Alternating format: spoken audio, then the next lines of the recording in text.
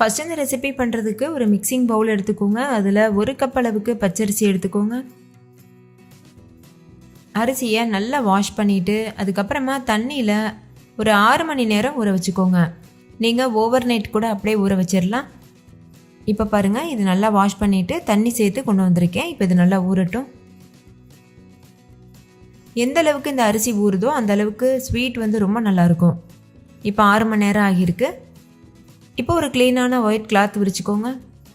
அதில் அரிசியை வந்து தண்ணியிலேருந்து வடிச்சிட்டு இந்த மாதிரி அரிசியை மட்டும் சேர்த்துக்கோங்க. சேர்த்துட்டு நல்லா பரத்தி விட்டுட்டு நம்ம அதிரசத்துக்கெலாம் அரிசி காய வைப்போம்ல, அந்த மாதிரி காய வச்சுக்கோங்க. வெயிலெலாம் காய வைக்கணும்னு அவசியம் இல்லை. ஃபேன் காற்றுக்கு கீழே ஒரு 10 நிமிஷம் காய வச்சாவே போதும்.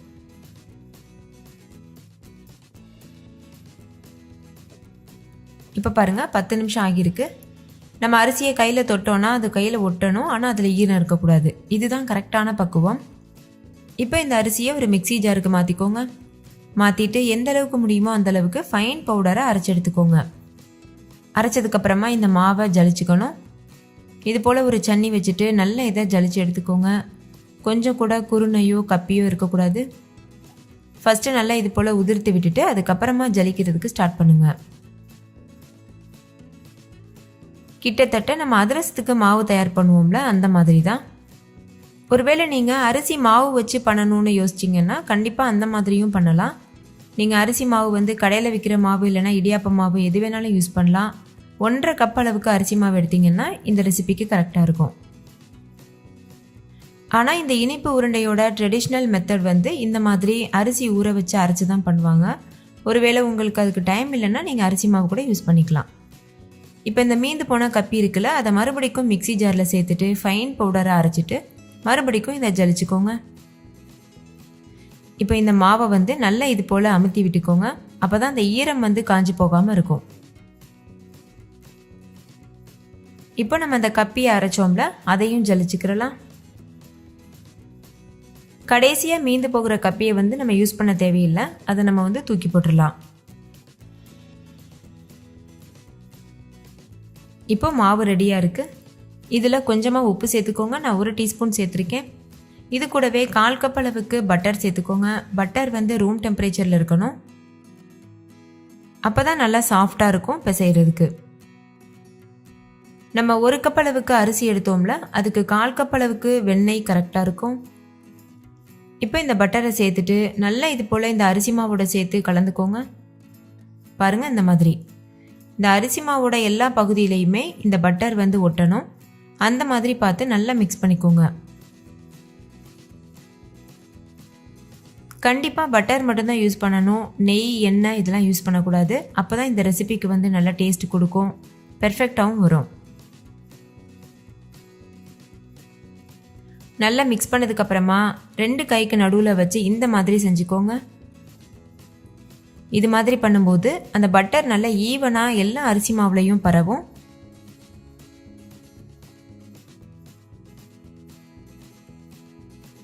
இது போல் செஞ்சதுக்கப்புறமா இதில் தேவையான அளவுக்கு பால் சேர்த்து நல்ல ஒரு சாஃப்டான மாவு பக்குவத்துக்கு பிசைஞ்சு எடுத்துக்கணும். பாருங்கள், எந்த அளவுக்கு ஒரு பவுடர் ஃபார்முக்கு வந்திருக்கு. இந்த ஸ்டேஜில் நம்ம பால் சேர்த்து பிசைய ஆரம்பிச்சிடலாம். இந்த அரிசி மாவு வந்து ஈர மாவு அப்படின்றதுனால பால் கம்மியாக தான் தேவைப்படும். அதனால் கொஞ்சம் கொஞ்சமாக சேர்த்துட்டு பிசைஞ்சுக்கோங்க. இல்லைன்னா மாவு ரொம்ப தண்ணியாயிரும்.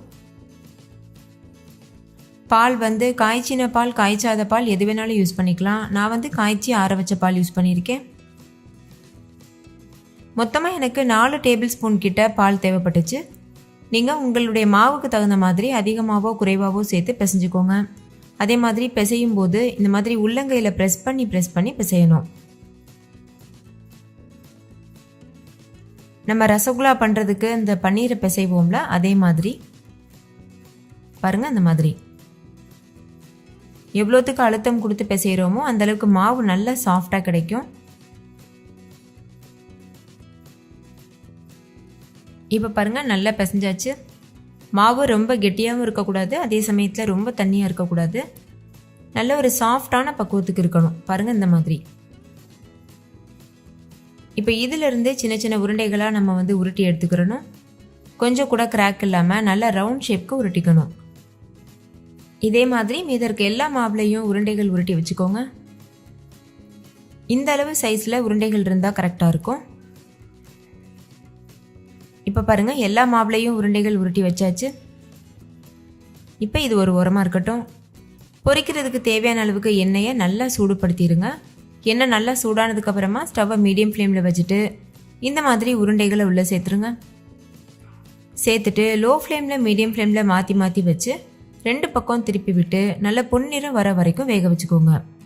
ஹை ஃப்ளேமில் வச்சிடக்கூடாது, லோ ஃப்ளேமில் வைக்கலாம், அப்படி இல்லைனா மீடியம் ஃப்ளேமில் வைக்கலாம்.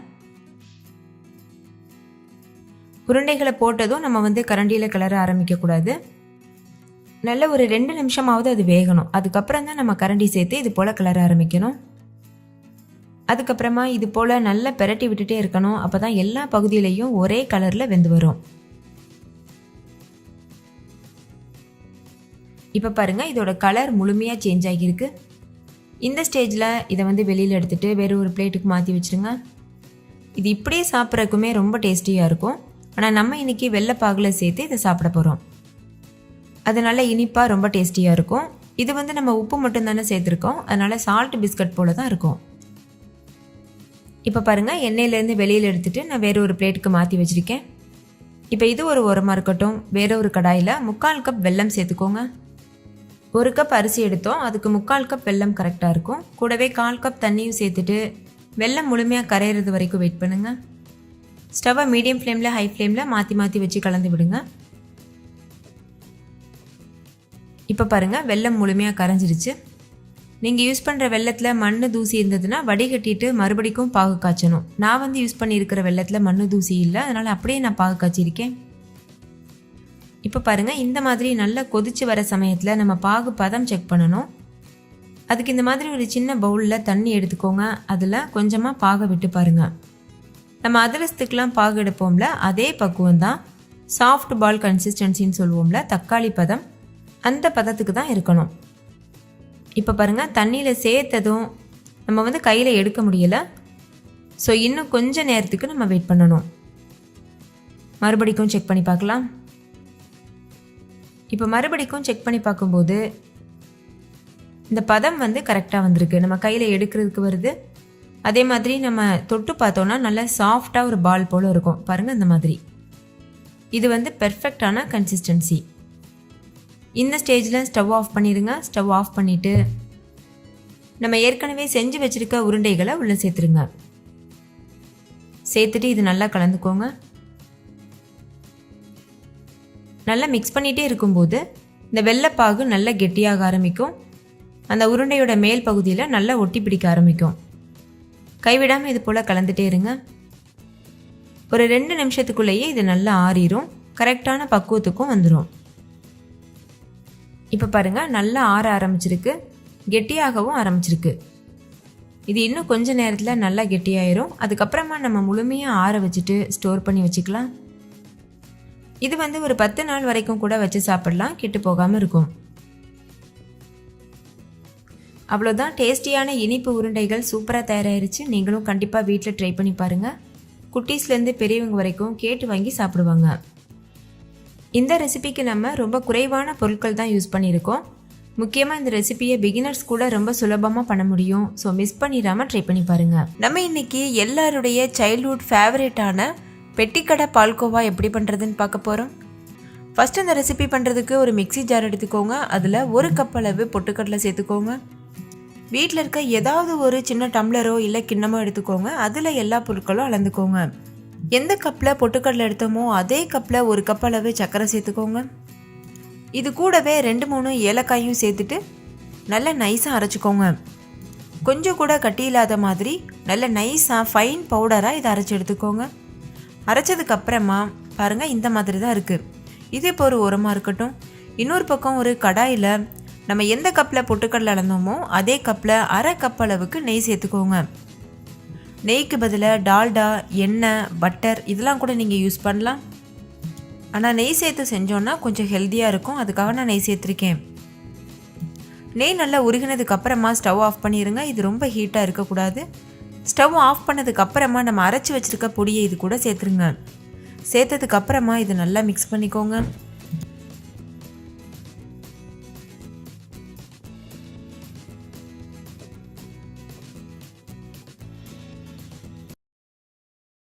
இந்த மாதிரி நல்லா கலந்துக்கோங்க. ஒருவேளை உங்களுக்கு ரொம்ப தண்ணியாக இருக்க மாதிரி இருந்ததுன்னா கொஞ்சமாக பொட்டுக்கடலையை அரைச்சிட்டு பொடி பண்ணிவிட்டு இது கூட சேர்த்து பெசரும்போது நல்லாவே கரெக்டான கன்சிஸ்டன்சிக்கு வந்துடும். நம்ம நெய் வந்து கொஞ்சம் சூடாக தான் இருக்கும், அதனால் இது நல்லாவே இலக்கம் கொடுத்து நல்லா மிக்ஸ் பண்ணுறதுக்கு வரும். நான் சொன்ன அதே அளவுகளில் பண்ணி பாருங்கள், பெர்ஃபெக்டாக இருக்கும். இப்போ இதை நல்லா கலந்தாச்சு. இப்போ இதை ஒரு ட்ரே இல்லைனா பிளேட்டில் வந்து மாற்றிக்கோங்க. இதில் நீங்கள் பட்டர் ஷீட் போட்டுட்டு அதுக்கப்புறமா கூட இந்த மாதிரி பண்ணலாம். நான் எதுவுமே போடலை, பட்டர் ஷீட் எண்ணெய் எதுவுமே இந்த ட்ரேயில் வந்து அப்ளை பண்ணலை. நார்மலாக வெறும் ட்ரேயில் வந்து நான் இதை கொட்டியிருக்கேன். இப்போ இதை நல்லா ப்ரெஸ் பண்ணி விட்டு கரெக்டாக வந்து நல்லா அமுத்தி விட்டுக்கோங்க. நம்ம கை வச்சு பண்ணுறோமே, அதனால் கெட்டு போயிருமான்னு யோசிக்காதீங்க. கண்டிப்பாக கெட்டு போகாது. 1 வீக் வரைக்கும் கூட நம்ம டப்பாவில் ஸ்டோர் பண்ணி வச்சுட்டு சாப்பிட்லாம். ஆனால் கையில் வந்து ஈரம் இல்லாமல் பார்த்துக்கோங்க. ட்ரையான கை வச்சுட்டு நல்லா இது போல் பண்ணிக்கோங்க. இது நல்லா இது போல் லெவல் பண்ணதுக்கு அப்புறமா இதை அப்படியே ஆற வச்சுருங்க. இது இப்போ கொஞ்சம் வெது வெதுப்பாக இருக்குது. இது முழுமையாக ஆறுனதுக்கு அப்புறமா இது நல்லா செட் ஆகிருக்கும். இது முழுமையாக ஆறுனதுக்கு அப்புறமா இது போல் கட் பண்ணி பீசஸ் பண்ணிவிட்டு நம்ம சர்வ் பண்ணலாம். நீங்கள் கத்தி வச்சு கூட கட் பண்ணலாம், இல்லை இந்த மாதிரி டூல்ஸ் வச்சு கூட கட் பண்ணலாம். இதை சின்ன சின்னதாக ஸ்கொயர் ஷேப்பில் நான் வந்து பீசஸ் பண்ண போகிறேன். அவ்வளோதான், நம்மளோட ஸ்வீட் வந்து சூப்பராக தயாராகிருச்சு. நீங்களே பாருங்கள், அதோட ஷேப்பு அதோட டெக்ஸ்சர் எல்லாமே அப்படியே இருக்குது. டேஸ்ட்டுமே ரொம்பவே பெர்ஃபெக்டாக இருக்குது. ஃப்ரெண்ட்ஸ், நீங்களே பார்த்தீங்கல்ல இந்த ரெசிபி பண்ணுறது எவ்வளோ ஈஸியாக இருந்தது. ஸோ கண்டிப்பாக இன்றைக்கே ட்ரை பண்ணி பாருங்கள். ட்ரை பண்ணிவிட்டு உங்கள் எக்ஸ்பீரியன்ஸ் எப்படி இருந்ததுன்னு கமெண்ட்லேயும் கூட ஷேர் பண்ண மறந்துடாதீங்க.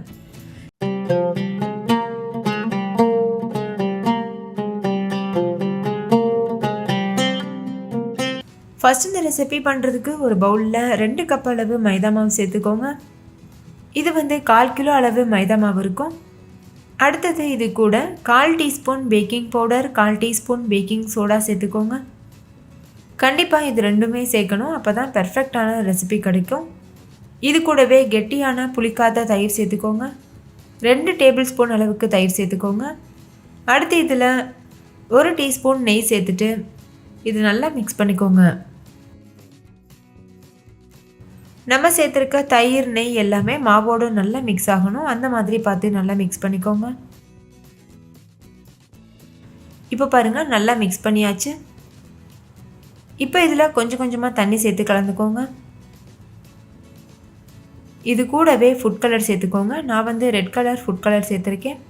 ஃபுட் கலர் முற்றிலும் ஆப்ஷனல். உங்களுக்கு விருப்பம் இல்லைன்னா நீங்கள் தாராளமாக ஸ்கிப் பண்ணிடலாம், அப்படியே கூட பண்ணலாம். ஆனால் நம்ம கடைகளில் வாங்குகிற தேன் மிட்டாயில் கண்டிப்பாக கலர் சேர்த்துருப்பாங்க, அதனால தான் பார்க்குறதுக்கு அது ஒரு ரெட் கலரில் இருக்குது. ஸோ நான் இன்றைக்கி ரெட் கலர் ஃபுட் கலர் சேர்த்து தான் பண்ணுறேன்.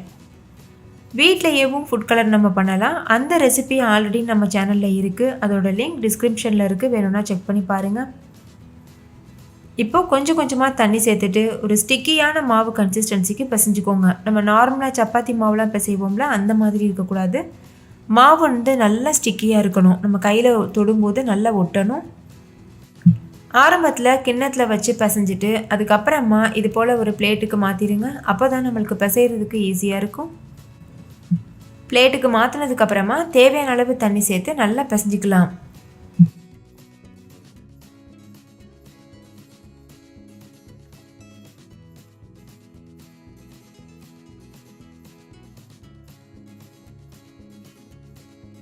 கையில் இது போல் ஒட்டுற ஸ்டேஜ் வரும்போது நீங்கள் கொஞ்சமாக நெய் அப்ளை பண்ணிவிட்டு நல்லா பிசைஞ்சிக்கோங்க.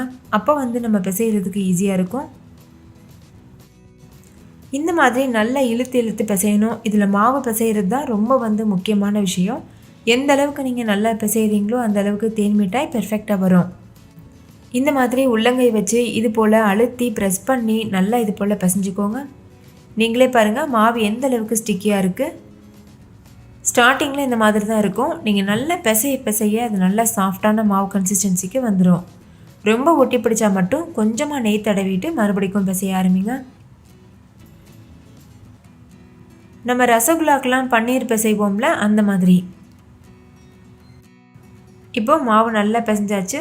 அந்த ஸ்டிக்கினஸ் கொஞ்சம் தான் இருக்குது, நல்லா சாஃப்டாக இருக்குது மாவு. இப்போ இதை மூடி போட்டு மூடிட்டு ஒரு 4 மணி நேரம் அப்படியே ஊற வச்சுருங்க. 4 மணி நேரத்துக்கு அப்புறமா நம்ம இதை பார்க்கலாம். அடுத்தது சர்க்கரை பாகு தயார் பண்ணணும். அதுக்கு ஒரு பாத்திரத்தில் சர்க்கரை சேர்த்துக்கோங்க. 2 கப் அளவு சர்க்கரை சேர்த்துக்கோங்க. எந்த கப்பில் மைதா எடுத்தீங்களோ அதே கப்பில் 2 கப் சர்க்கரை, கூடவே 1 கப் அளவு தண்ணியும் சேர்த்துட்டு சர்க்கரை நல்லா கரையிறது வரைக்கும் வெயிட் பண்ணுங்கள்.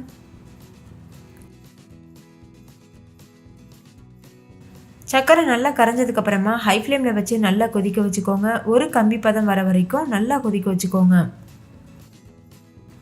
இப்போ பாருங்கள், சர்க்கரை நல்லா கரைஞ்சிட்டு கொதி வர ஆரம்பிச்சிருக்கு. நல்லா ஒயிட் கலரில் நுரையாக வரும். அந்த மாதிரி வரும்போது நீங்கள் பாகு பதம் செக் பண்ணுங்கள். உங்களுக்கு ஏலக்காய் ஃப்ளேவர் பிடிக்கும்னா இந்த ஸ்டேஜில் சர்க்கரை பாகில் 2-3 ஏலக்காவை நசுக்கிட்டு சேர்த்துக்கோங்க. நான் இன்றைக்கி ஏலக்காய் எதுவும் சேர்க்கலை. இப்போது பாகு பதம் செக் பண்ணிடலாம். கொஞ்சமாக பாகை கையில் எடுத்துக்கோங்க. இந்த மாதிரி 2 விரல்களுக்கு இடையில வச்சு இந்த மாதிரி பண்ணணும். ஒரு கம்பி மாதிரி ஃபார்ம் ஆகி உடையதில்ல. இது கரெக்டான கன்சிஸ்டன்சி. இது ஒரு கம்பி பதம்னு சொல்வோம். ஒரு கம்பி பதம் வந்ததுக்கப்புறமா ஸ்டவ் ஆஃப் பண்ணிவிட்டு இது கூட ஆரஞ்சு கலர் ஃபுட் கலர் சேர்த்துக்கோங்க. ஃபுட் கலர் ஆப்ஷனல், உங்களுக்கு விருப்பம் இல்லைன்னா நீங்கள் ஸ்கிப் பண்ணிடலாம். சேர்த்துட்டு இது போல் நல்லா மிக்ஸ் பண்ணிக்கோங்க. இப்போ இது ஒரு உரமாக இருக்கட்டும். பாகு ரெடி பண்ண உடனேவே நம்ம தேன் மிட்டாய்களை பொரிக்க ஆரம்பிச்சிடணும். இப்போ மாவும் நல்லா ஊறியிருக்கு. ஒரு 4 மணி நேரம் ஊறியிருக்கு. பொரிக்கிறதுக்கு எண்ணெய் சூடுபடுத்திக்கோங்க. எண்ணெய் ஒரு பக்கம் சூடாகட்டும். இன்னொரு பக்கம் பாருங்கள், மாவு எந்த அளவுக்கு சாஃப்டாகி இருக்குது. இப்போ இதை பிசைய தேவையில்லை. கை வச்சு நல்லா இது போல் அழுத்திக்கோங்க. கையில் கொஞ்சமாக எண்ணெய் அப்ளை பண்ணிவிட்டு நல்லா இந்த மாதிரி ஸ்ப்ரெட் பண்ணிக்கோங்க. கொஞ்சம் திக்னஸ் இருக்கணும். ரொம்ப சப்பாத்தி மாதிரி ஒல்லியாக திரட்டிடக்கூடாது. கொஞ்சம் திக்னஸ் இருக்கணும். ஒரு 1/2 இன்ச் அளவுக்கு திக்னஸ் இருக்க மாதிரி பார்த்துக்கோங்க. கை வச்சே திரட்டிக்கோங்க. பாருங்கள், அந்த மாதிரி திரட்டிட்டு ஒரு சின்ன மூடி இல்லைன்னா இது போல் நாசல் வச்சுட்டு இந்த மாதிரி அச்சு வச்சுக்கோங்க.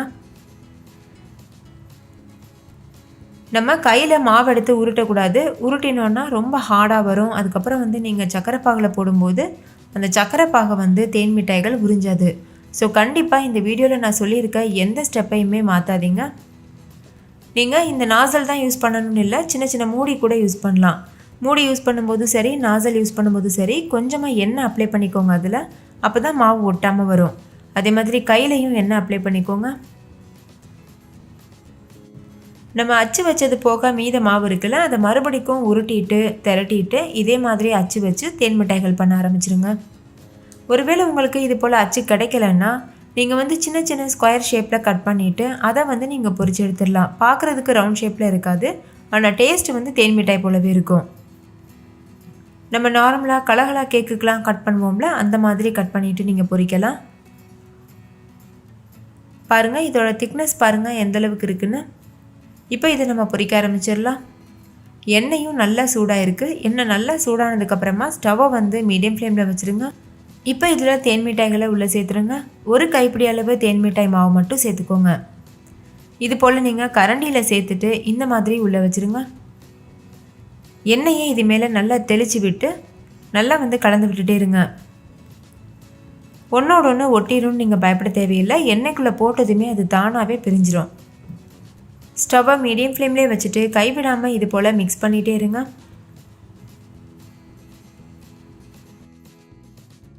இதோட கலர் நல்லா சேஞ்ச் ஆகும். நம்ம எண்ணெய்க்குள்ளே போட்டதும் அது வேகும்போது நல்லா உப்பி வரும்.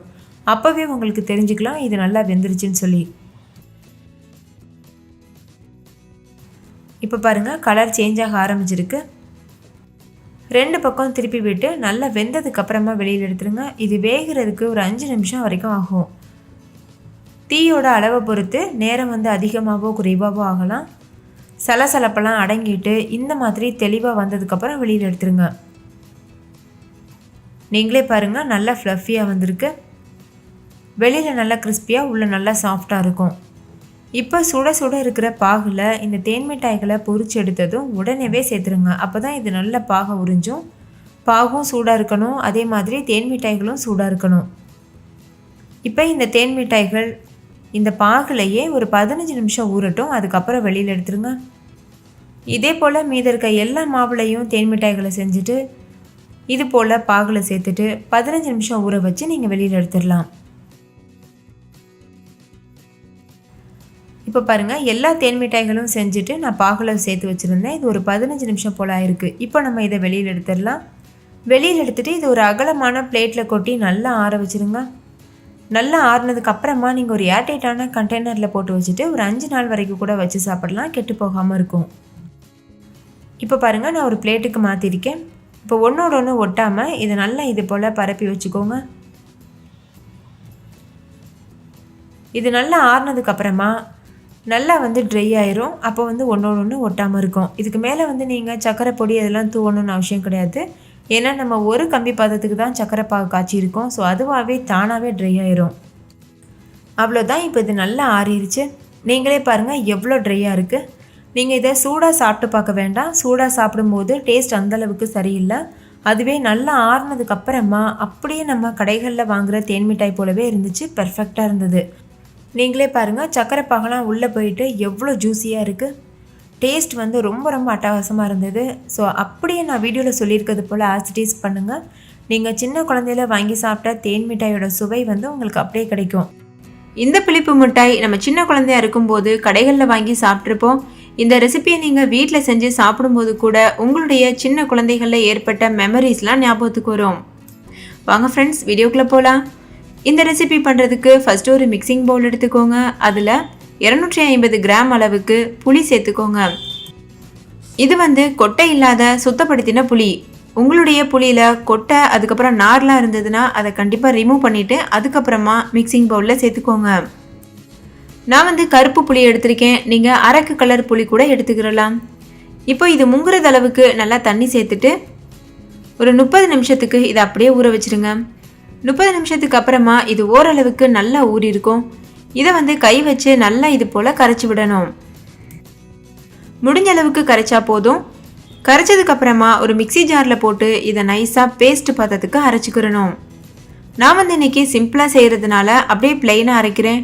உங்களுக்கு விருப்பப்பட்டீங்கன்னா அரை டீஸ்பூன் அளவு மிளகாத்தூளும் உப்பும் சேர்த்துட்டு கூட அரைச்சிக்கிறலாம். அது இன்னுமே சுவை அதிகமாக இருக்கும். இப்போ பாருங்கள், நல்லா நைஸாக அரைச்சிட்டு வந்தாச்சு. இது ஒரு ஓரமாக இருக்கட்டும். இப்போ நம்ம புளி மிட்டாய் செய்ய ஆரம்பிச்சிடலாம். அதுக்கு ஒரு கடாயில் 2 ஸ்பூன் அளவு தேங்காய் எண்ணெய் சேர்த்துக்கோங்க. கூடவே 200 கிராம் அளவு வெல்லமும் சேர்த்து அதை நல்லா கரைய விடுங்க. தண்ணி எதுவும் சேர்க்கக்கூடாது. நீங்கள் தேங்காய் எண்ணெய்க்கு பதிலாக நெய் கூட சேர்த்துக்கிறலாம். இப்போ இது நல்லா கரையட்டும். ஸ்டவ்வை லோ ஃப்ளேம்லேயே வச்சுட்டு கரைச்சி விடுங்க. இப்போ பாருங்கள், வெல்லம் ஓரளவுக்கு கரைஞ்சிருச்சு. இது முழுமையாக கரையணும். முழுமையாக கரைஞ்சதுக்கப்புறமா நம்ம ஏற்கனவே அரைச்சி வச்சுருக்கோம்ல புளி பேஸ்ட், அதை சேர்த்துருங்க. புளியை நான் வடிகட்டிட்டு தான் அரைச்சேன். ஸோ நம்ம ஊற வச்ச அந்த தண்ணியையும் நம்ம சேர்த்துடலாம். நீங்கள் குறைவான தண்ணி தான் சேர்த்துருக்கீங்கன்னா உங்களுக்கு நீங்கள் அந்த தண்ணியோடையே சேர்த்து மிக்சி ஜாரில் போட்டு அரைச்சிடலாம். நான் நிறைய தண்ணி சேர்த்து ஊற வச்சுருந்ததுனால தண்ணியை வடிச்சிட்டு புளியை மட்டும் அரைச்சிருந்தேன். இப்போ அந்த வடிகட்டி வச்ச தண்ணியை சேர்த்து நல்லா கலந்தாச்சு. இதை ஹை ஃப்ளேமில் வச்சு இது நல்லா வத்தி வர்றது வரைக்கும் வேக வைங்க. இப்போ இது ஓரளவு நல்லாவே வத்திடுச்சு. இது இன்னும் கொஞ்சம் ட்ரை ஆகணும். அது வரைக்கும் நம்ம வெயிட் பண்ணலாம். இப்போ பாருங்கள், இன்னுமே கொஞ்சம் நல்லாவே ட்ரை ஆயிடுச்சு. இது கரெக்டான கன்சிஸ்டன்சி. நீங்கள் இப்படி கரண்டியில் அள்ளி விட்டிங்கன்னா லேசாக விழுகுதில்ல, இது கரெக்டான கன்சிஸ்டன்சி. இப்போ ஸ்டவ் ஆஃப் பண்ணிவிட்டு வேற ஒரு பாத்திரத்தில் மாற்றிட்டு இதை நல்லா ஆற வச்சுருங்க. ஆறுனதுக்கப்புறமா ஓரளவுக்கு கெட்டியாகும். பாருங்கள் இந்த மாதிரி. இப்போ இதை நம்ம இந்த மாதிரி ஒரு ஸ்பூனில் மாற்றிடலாம். நம்ம கடைகள்லாம் ஐஸ் குச்சியில் தானே வச்சு விற்றுருப்பாங்க. அதே போல் ஃபீல் வரணுன்றதுக்காக நான் இந்த மாதிரி குச்சியில் வச்சு காமிச்சிருக்கேன். உங்ககிட்ட குச்சி இல்லைன்னா நீங்கள் நார்மலான பேப்பரில் சாக்லேட் மாதிரி ரேப் பண்ணி கூட நீங்கள் குழந்தைங்களுக்கு கொடுக்கலாம். கெமிக்கல் நிறைஞ்ச சாக்லேட்டை கொடுக்கறதுக்கு பதிலாக இந்த மாதிரி ஹெல்த்தியான சாக்லேட் செஞ்சு கொடுத்தீங்கன்னா விருப்பப்பட்டு சாப்பிடுவாங்க. உடம்புக்கும் நல்லது. ஸ்பூனில் இந்த மாதிரி வச்சுட்டு ஒரு கவர் வச்சு இதை நல்லா ரேப் பண்ணிடுங்க. இந்த புளி மிட்டாயை கையில் தொடுறதுக்கு முன்னாடி கொஞ்சமாக கையில் எண்ணெயோ நெய்யோ தடவிட்டு எடுத்துக்கோங்க. இல்லைனா கை ஃபுல்லாக ஒட்டிக்கிறோம். இது இந்த மாதிரி ரேப் பண்ணிவிட்டு நல்லா இதை காய வச்சுருங்க. இது நல்லா காஞ்சதுக்கப்புறமா கொஞ்சம் கூட கையில் ஒட்டாது. நம்ம சாப்பிட்றதுக்கும் ரொம்ப ஈஸியாக இருக்கும்.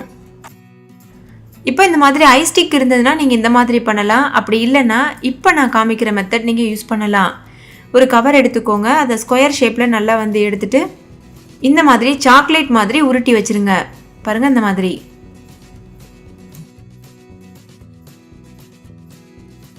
இது போல பண்ணதுக்கு அப்புறமா நீங்க ஒரு ஏர்டைட்டான கண்டெய்னர்ல போட்டு ஸ்டோர் பண்ணி வச்சிடலாம். 30 நாள் வரைக்கும் கூட கெட்டு போகாம இருக்கும்.